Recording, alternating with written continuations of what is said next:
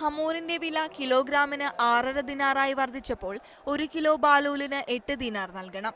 അതേസമയം sham 4.5 ദിനാറിനും നുവൈബി 3 ദിനാറിനും ഷീം 7 ദിനാറിനും 1 kilo ലഭിക്കും. ഒരു കുട്ട ചെമ്മീൻ 60 മുതൽ 70 വരെ ദിനാറിനാണ് വിൽക്കുന്നത്. രാജ്യത്ത് മത്സ്യവിഭവങ്ങൾക്ക് വൻതോതിൽ വില വർദ്ധിച്ചതിനെ തുടർന്ന് ഒരു മാസം മുൻപ് ബഹിഷ്കരണ ക്യാമ്പയിൻ നടന്നിരുന്നു.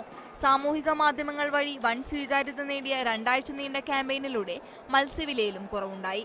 അതേസമയം ബലിപെരുന്നാൾ സീസൺ പ്രമാണിച്ച് വില വീണ്ടും ഉയരുകയായിരുന്നു. ഏതാനും ദിവസങ്ങൾ മുൻപ് വരെ 80 ദിനാറിന് വിറ്റിരുന്ന ഇവയ്ക്ക് അറഫാ ദിനത്തിൽ 120 ദിനാറിന് മുകളിലാണ് വില ഈടാക്കിയത്. ബലിയറുക്കുന്നതിന് ആടുകളെ തേടി കൂടുതൽ ആളുകൾ എത്തിയതോടെ വില ഉയരുകയായിരുന്നു. ജോർദാൻ, ഇറാൻ, സിറിയ എന്നിവിടങ്ങളിൽ നിന്നുള്ള ആടുകൾക്കും വില വർദ്ധിച്ചിട്ടുണ്ട്. കൊറോണ വൈറസ് ഭീതി മൂലം രോഗം പകരാതിരിക്കാനുള്ള മുൻകരുതൽ നടപടിയുടെ ഭാഗമായി ഒട്ടകബലി നിരോധിച്ചതും ആടുകളുടെ വില വർദ്ധിക്കാൻ കാരണമായി. Media 1, Kuwait.